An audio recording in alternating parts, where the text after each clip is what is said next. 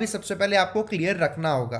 अब जैसे इन सारे सवालों का जवाब देने से पहले मैं आपसे एक सवाल पूछूंगा, हालांकि 3 सवाल है मेरे, है ना। उन 3 सवालों के जवाब आप मुझको यहां पर देंगे। देखो सवाल नंबर 1, पहला सवाल ये है, क्या आप ऐसी जगह रहते हैं जहां इंग्लिश न्यूज़पेपर नहीं आता, है ना। मेरे सारे सवालों को सुनते जाइए। दूसरा सवाल, क्या आप हिंदी मीडियम बैकग्राउंड से हैं। तीसरा सवाल, क्या न्यूज़पेपर पढ़ना बहुत बोरिंग लगता है। ये तीनों सवाल हैं आपके सामने। अगर इन तीनों सवालों के जवाब में आप में से 2 सवाल में के जवाब में भी अगर आपका जवाब हाँ है और चेहरा आपका थोड़ा ऐसा बन रहा है हाँ सर ऐसा होता है, तो इसका सवाल के सारे जवाब मेरे पास हैं। चिंता करने की ज़रूरत नहीं, एक एक करके मैं सभी के आंसर्स यहाँ पर दूंगा और आपको बढ़िया सोल्यूशन यहाँ से मालूम पड़ेगा। देखिए करना क्या है, आपको बहुत सिंपल सी चीज़ मैं आपको बताता हूँ। एक सवाल मेरा यहां पर है जिसका जवाब आप मुझे अभी कमेंट बॉक्स में बताएंगे। आपको किस तरीके की न्यूज़ पढ़ने में इंटरेस्ट आता है, क्योंकि यही एक सबसे पहला स्टेप होता है जहां से आप न्यूज़पेपर को पढ़ना शुरू करते हैं और वहीं से आप कुछ सीखना भी शुरू करते हैं। तो इंटरेस्ट आपको किस न्यूज़ में आता है, ऑप्शन मैं आपको देता हूं।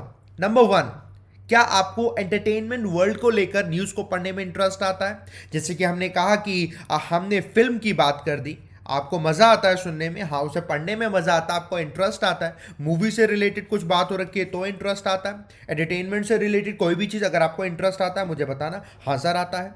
नंबर 2, क्या आपको स्पोर्ट्स में इंटरेस्ट आता है। हाँ जी सर आता है। आईपीएल में इंटरेस्ट आता है, बताना मुझे। फीफा से रिलेटेड कुछ भी ऐसा आता है तो आप मुझे बताओ, वर्ल्ड कप है और किसी भी स्पोर्ट्स में वर्ल्ड कप है, इंटरेस्ट आता है, बताना। Number 3, thriller. या थ्रिलर तो सर मूवी में सुना है, ऐसा नहीं है।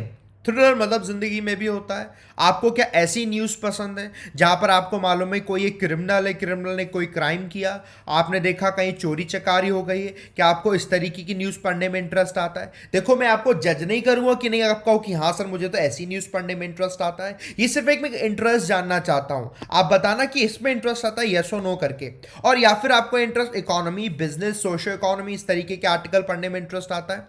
हाँ नहीं नहीं नहीं सर, इस तरीके के आर्टिकल पढ़ने में तो सर ज़रा भी इंटरेस्ट नहीं आता है। अगर ऐसा आर्टिकल पढ़ने में इंटरेस्ट आ रहा होता तो हमारे अभी सवाल पूछा ना तीनों कि आपको बोरिंग तो नहीं लगता, उसका जवाब हाँ नहीं होता। इसमें इंटरेस्ट आपको नहीं आता है, मुझे पता है ये बात, है ना। अच्छा यहाँ तक आपको इंटरेस्ट ज़रूर आता होगा, तो अब मैं आपको बताता हूँ कि यहाँ पर अगर आपको इंटरेस्ट आता है तो आपको करना क्या है। इसके तरीके आपको पता चल जाएंगे, मजा आ जाएगा। तो पढ़ना कैसे है ये मैं आपको बताता हूं। मेरा नाम है विशाल परिहार, आप लोग मुझे जानते होंगे, जो लोग वो मुझे फॉलो करते हैं मॉर्निंग में 7 बजे, जो लोग नहीं जानते उन सबको बता दूं मैं द हिंदू न्यूज़पेपर का ही डिस्कशन कराता हूं। न्यूज़पेपर में एडिटोरियल का डिस्कशन सुबह 7 बजे, वो आप मुझसे वहां पर जुड़ सकते हैं। बाकी ये है मेरा सोशल हैंडल, आप जिस भी प्लेटफॉर्म पर मुझसे नहीं है तो आप जुड़ जाइए, स्पेशली फेसबुक पर। तो मैं आपको बड़े फटाफट से बताता हूं। सबसे पहले अब हम चलते हैं, यहां पर बताने से पहले ये है अपना newspaper.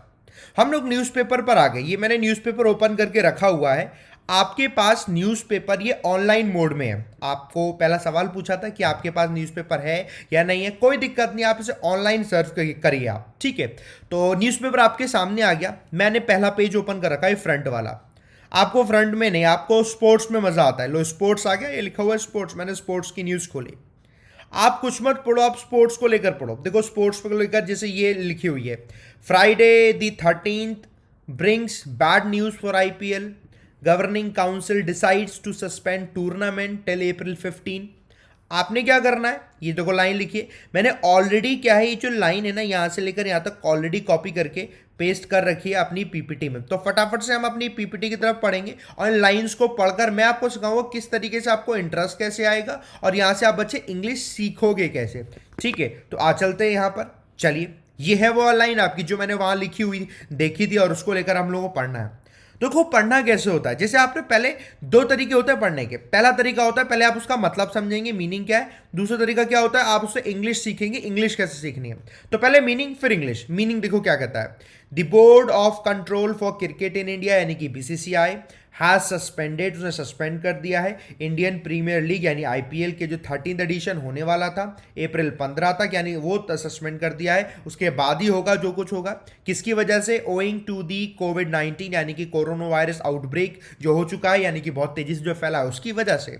The IPL was scheduled, IPL को शेड्यूल किया गया था, ये पहले किया गया था कि भैया प्ले यानी खेला जाएगा 9 सिटीज में अक्रॉस दी कंट्री, पूरी कंट्री में। और ये डेट जो रखी गई थी वो 29 मार्च से लेकर 24 मई तक रखी गई थी। आपने ये समझ लिया, तो इसका मतलब है ठीक है, मुझे समझ आ गया। ये मैं इसलिए बोल रहा हूं क्योंकि आपको इंटरेस्ट आता है ना, आपको इंटरेस्ट आता तो आपको मजेदारी से आप लोग समझ जाओगे। ठीक है, अब इंग्लिश सीखनी है। इंग्लिश ये सीखनी है कि आपने यहां पे नोटिस किया बीसीसीआई से पहले आर्टिकल दा लिखा हुआ है, यानी कि किसी भी ऑर्गेनाइजेशन की फुल फॉर्म में अगर ऐसा लिखा है या शॉर्ट फॉर्म में लिखा है तो आर्टिकल दा लगता है, दी बीसीसीआई लिखना पड़ता है। हमने देखा आईपीएल है तो आर्टिकल दा यहां पर भी लिखा हुआ है, दी इंडियन प्रीमियर लीग लिखा है, शॉर्ट में लिखा था तो द आईपीएल लिखा होता है। यानी कि यहां से रूल समझ आ गया, ओहो रूल समझ आ गया, मुझे मजा आ गया, दी बीसीसीआई लिखा हुआ है। यानी कि किसी भी ऑर्गेनाइजेशन की बात करते हैं, वो अगर शॉर्ट फॉर्म में या लॉन्ग फॉर्म में लिखा ऑर्गेनाइजेशन का नेम, तो वो आपका आर्टिकल दा उससे पहले होता है।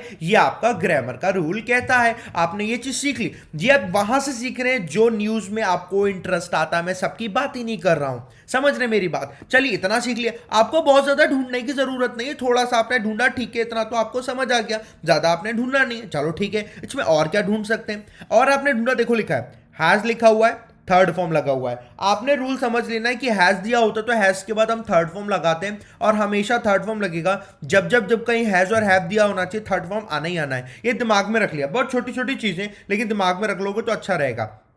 आपने दूसरा देखा तो वो क्या लिखा, ओइंग टू लिखा है। ओइंग टू मतलब किसकी वजह से, इसकी वजह से, उसकी वजह से। ये आपको बच्चे यहां पर रीजन बता रहा है। तो जब कोई वर्ड आपको रीजन बताता है, चाहे वो ओइंग टू हो, चाहे वो आपका ड्यू टू हो, तो आपको रीजन बता रहा है। रीजन बता रहा है तो उस तरीके से यूज होता है, आपने दिमाग में रख लिया, ठीक है, यूज हो गया। तीसरा रूल और आपने देखा, आप पढ़ते आए, आपने देखा क्या लिखा है, बी के बाद थर्ड फॉर्म लिखा है, बी प्लेड, और आपने लिखा वॉज के साथ थर्ड फॉर्म लिखा है, यानी वॉज शेड्यूल्ड। तो रूल तो ये भी पढ़ा है आप लोगों ने, नहीं पढ़ा तो मैं बता देता हूं। जितनी भी बी वर्ब होती है ना, बी वर्ब होती है इज, एम, आर, वॉज, वर, ये है बी वर्ब। तो बी वर्ब के साथ आता है थर्ड फॉर्म हमेशा जब पैसिव की बात होती है। तो जरा देखो पैसिव की बात है कि नहीं। आईपीएल को शेड्यूल किया गया था तो किसी के द्वारा ही किया गया होगा, यानी पैसिव है। टू बी प्लेड कि उसे खेला जाएगा तो किसी के द्वारा ही खेला जाएगा, प्लेयर्स के द्वारा, यानी पैसिव है। तो ये तो याद हो गया, पूरी इंग्लिश में याद हो गया यार, देखो कितना बढ़िया याद हो गया। ठीक है, अच्छा अगला रूल बता दूं। अगला रूल आप आ गया है, लिखा है अक्रॉस दी कंट्री। अक्रॉस का मतलब हो गया पूरे के पूरे देश में। अक्रॉस दी ग्लोब लिखा होता है, यानी कि पूरे के पूरे वर्ल्ड में। अक्रॉस दी सिटी लिखा होता है, पूरे के पूरे शहर में, यानी यहां वर्ड हमेशा अक्रॉस ही यूज होता है। आप याद रखना, आप हमेशा समझ गए। ये तो मैंने आपको एक तरीका बताया, आपने ये पढ़ा, अब आपको ऐसे पूरा पढ़ लेना। ये मैं पढ़ के नहीं बता रहा हूं, ये आपको खुद पढ़ लेना, समझ गए। तो ऐसे करके आपको जब इंटरेस्ट आता है ना जिस न्यूज में, आप उस न्यूज को इस तरीके से बढ़िया फर्स्ट क्लास तरीके से पढ़ सकते हो, कमाल के तरीके से। अच्छा और दूसरी चीज बताओ, अगर देखो मजा आता जा रहा है ना, तो यार लाइक बटन में जरूर प्रेस करते जाना कि सर मजा आता जा रहा है। अब देखो न्यूज़पेपर में पहुंच गए हम लोग, ठीक है। अब लोग मैं फ्रंट पे आता हूं, फॉर एग्जाम्पल आप फ्रंट पर आए, देखो फ्रंट पे क्या न्यूज दी हुई है। ये न्यूज़ देखो, ये है शाहीन बाग। चलो आपको ऐसे थोड़े से ऐसी न्यूज़ पढ़ने में मजा आता है, क्या लिखा हो, चलो शाहीन बाग लिखा हुआ है। शाहीन बाग को लेकर मैंने ये वाली भी ऑलरेडी वहाँ पर कॉपी पेस्ट कर रखी है, आओ उसे पढ़ लेते हैं। शाहीन बाग को लेकर क्या दिया हुआ है, यहाँ आ गया, देखो क्या लिखा है। नियरली 3 months, तकरीबन कितने, 3 महीने हो चुके हैं, ठीक है। सिंस, जब से। अब देखो समझो मतलब, ये सिंस का मतलब चूंकि नहीं है, सिंस का मतलब जब से है। हमें कैसे पता चलेगा, क्योंकि यहाँ देखो टाइम की बात हो रही है, टाइम की बात हो रही है, यानी कि यही बोला जा रहा होगा जब से ऐसा हुआ है, तब से। मतलब सेंस आपको ऐसे समझ में आएगा। आप धीरे धीरे पहले रीडिंग करोगे, फिर आप उसके बाद ग्रामर निकालना। तो पहले हम रीडिंग करेंगे।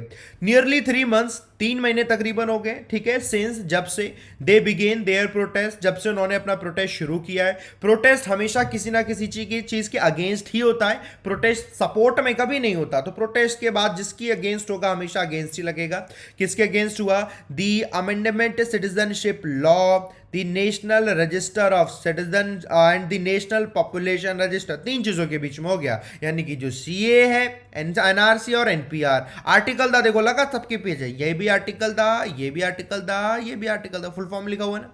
सम ऑफ दी विमन, कुछ विमन है उसमें से, विमन प्रोटेस्टर्स में से। कहां पर, एट शाहीन बाग। सैड, उन्होंने ये कहा, कब कहा, फ्राइडे को कहा कि जो मूवमेंट है वो विल कंटिन्यू, वो लगातार बना रहेगा। कब तक, till the law is revoke, जब तक कि लॉ क्या होगा, रिवोक नहीं होगा, यानी कि कैंसिल नहीं होगा। ओहो, यहां तक तो आपने पढ़ लिया। जरा देखो, अभी थोड़ी देर पहले हमने पढ़ा था ना, बी वर्ब के साथ थर्ड फॉर्म आता है अगर वो पैसिव है, तो बी वर्ब भी तो है इज, और थर्ड फॉर्म आया, ये पैसिव भी तो है। सीख गए ना। अब मेरी बात सुनो, अभी तो आपने दो ही चीजें पढ़ी तो क्योंकि एकदम से फर्स्ट क्लास ये रूल सीख गए, आर्टिकल दा वाला रूल सीख गए, ये रहा आर्टिकल दा, है ना। आप समझो, आप चीजों को समझो। जब आप ना डेली पढ़ते हो ना तो चीजें आपको ऐसे चुटकियों में याद हो जाती है, चुटकियों में। आपको बहुत ज्यादा कोई दिमाग लगाने की जरूरत ही नहीं होती, है ना। आज जो ग्रामर की और चीज सीखते हैं, ये सीखा जब जब किसी भी डे की बात हो रही है, कब कोई चीज कही गई तो आपको हमेशा ऑन लगाना है। On Friday, on Saturday, on Monday, on Tuesday आपको ऑन करके लगाना होता है। आपने ये देखा सम ऑफ दी करके दिया, यानी कि ज्यादा में से कम की बात कर रहे होंगे तो यहाँ पे प्लूरल होना चाहिए। विमेन प्रोटेस्टर्स है तो आपने प्लूरल देखा, प्रोटेस्टर्स और विमेन दोनों को प्लूरल करेंगे, यानी प्लूरल में ज्यादा में से ही आप सिलेक्शन करते हो तो हमेशा सम ऑफ द लिखा हो, एनी वन ऑफ द लिखा हो, नो वन ऑफ द लिखा हो, वन ऑफ द लिखा हो, जो भी लिखा हो, बट आगे जो नाउन आएगा हमेशा प्लूरल आना चाहिए, क्योंकि ज्यादा में से ही तो सेलेक्ट करेंगे हम। समझ गए। ऐसे करके आप यहां से सीखते हैं। ये तो हमने सीख लिया। सीखते जाना बेटा, थम्स अप देते जाना, लाइक बटन में प्रेस करते जाना। अच्छा, और देख लेते हैं और न्यूज में। देखो ये है एडिटोरियल, ये एडिट लिखा हो ना, ये एडिटोरियल, ये मैं कराता हूं। ये आपने एडिटोरियल पढ़ा होगा, ये मैंने कराया हुआ है। कॉमर्शियल इंटरेस्ट को आपको मतलब हटाना होगा। क्या ध्यान रखा होगा? ओवरराइड करना होगा to deal with the pandemic, क्योंकि अभी ये पैंडेमिक हो रखा है जो कोरोना वायरस, जिसकी वजह से कॉमर्शियल जो हमें नुकसान हो रहा है 47,000 करोड़ का वो छोड़ना पड़ेगा। किसकी वजह से? क्यों? क्योंकि वही है ना, आईपीएल वाला भी हम लोगों को पढ़ा था, उसी को लेकर ये आर्टिकल था। तो ये हालांकि एडिटोरियल है, इसको तो मैं कराता हूं। और देखो यार, एडिटोरियल आप लोग पढ़ना बहुत जरूरी है। एडिटोरियल कैसे पढ़ोगे? आप डेली सुबह 7 बजे आओ। देखो मैं आपको लिस्ट दिखा देता हूं, डेली सुबह 7 बजे आओ। ये है आपका एडिटोरियल की पूरी प्लेलिस्ट। आप लिखना गूगल पे या यूट्यूब पे लिखना एडिटोरियल बाय विशाल सर, आपको ये प्लेलिस्ट मिल जाएगी। सारे एडिटोरियल देखते जाओ, डेली एडिटोरियल देखते जाओ, आपको मजा आ जाएगा न्यूज़पेपर पढ़ने में, एकदम सटीक, एकदम बढ़िया तरीके से, आपको दिक्कत नहीं होगी। ये मेरे को आज अब बताना कि सर हमने पढ़ा तो हमें कैसे समझ में आया। और देखो एक ये वाला आर्टिकल मैं बताता हूँ ये क्या है, ये आर्टिकल भी पढ़ लेते हैं। अभी आपका इंटरेस्ट जिसमें आता है, फॉर एग्जाम्पल आप यहाँ पर आए, ठीक है, आप यहाँ नेशन में आए, देखते हैं क्या है इसमें इंफॉर्मेशन थी। यहाँ से उठाते हैं, लिखा है mask, sanitisers now essential commodities. ये इसेंशियल, बहुत आवश्यक कमोडिटीज बन चुकी हैं जब से कोविड-19 आउटब्रेक हुआ है। तो इसको लेकर देखो मैंने आर्टिकल में से ये लाइन यहाँ से उठा ली है मैंने यहाँ से। आ जाओ इसको पढ़ लेते हैं, देखते हैं इसमें से क्या सीखने को मिलेगा हमें। ठीक है, आ जाओ। लो ये चीज तो सीखने को मिल गई। एमआरपी दिया हुआ, मिनिमम रिटेल प्राइस, आर्टिकल था देखो, इससे पहले भी लिखा हुआ है। समझ गए? ऐसी चीजें आप नोटिस किया करो यार, मजा आ जाएगा सीख सीख कर। है बढ़िया ना? आओ इसको देखो जरा। आपने से पढ़ा mask and hand sanitisers have been declared, B के साथ थर्ड फॉर्म लिखी हुई है। अभी आपने मीनिंग भी नहीं पढ़ा लेकिन दिमाग में आ रहा है। हैव बीन डिक्लेयर्ड यानी कि मास्क और सैनिटाइजर्स को डिक्लेयर कर दिया गया है, पैसे वे किसी के द्वारा डिक्लेयर किया गया होगा। क्या डिक्लेयर किया? ये एसेंशियल कमोडिटीज हैं, यानी कि बहुत आवश्यक जो सामान होते हैं वो हैं। किसकी वजह से? ड्यू टू देयर शॉर्टेज, क्योंकि वो शॉर्टेज हो चुकी है। किस वजह से शॉर्टेज हो गई? इन दी वेक ऑफ कोविड-19 आउटब्रेक, क्योंकि कोविड-19 यानी कि कोरोना वायरस का जो महामारी फैल गई है ना, इस वजह से इसके संज्ञान में आकर इसकी शॉर्टेज ज़्यादा, क्योंकि लोग खरीद रहे हैं बहुत ज़्यादा। ये वाली बात आ गई। अब फिर ये डे सामने आ गया, ऑन फ्राइडे। अभी मैंने बताया था on Friday, on Monday, on Tuesday, तो फ्राइडे वाली न्यूज़ तो ऑन फ्राइडे आ गया। दी सेंटर नोटिफाइड, ऐसे करके देखो ये चीज ध्यान रखो, जब कभी कभी सेंट्रल गवर्नमेंट की बात होगी तो हमेशा लिखते हैं दी सेंटर। दी सेंटर का मतलब हो रहा है सेंट्रल गवर्नमेंट की बात हो रही है। आप ये चीज समझो और जैसे समझने लग जाओगे मजा आ जाएगा, फिर आपको दिक्कत ही नहीं आएगी। मतलब समझ आ गया, सब सीख जाओगे। सेंटर नोटिफाइड क्या किया? सेंटर ने एक ऑर्डर नोटिफाई किया under the essential commodities act. ये एक्ट होता है, हमेशा ध्यान रखो, किसी भी एक्ट के अंतर्गत कोई चीज होगी हमेशा वह प्रपोजिशन अंडर ही लगती है। किसी भी एक्ट, किसी भी लॉ के अंतर्गत कोई चीज बताई जाएगी हमेशा वह अंडर वर्ड ही आता है इसके अंतर्गत में। लो इतना समझ में आ गया।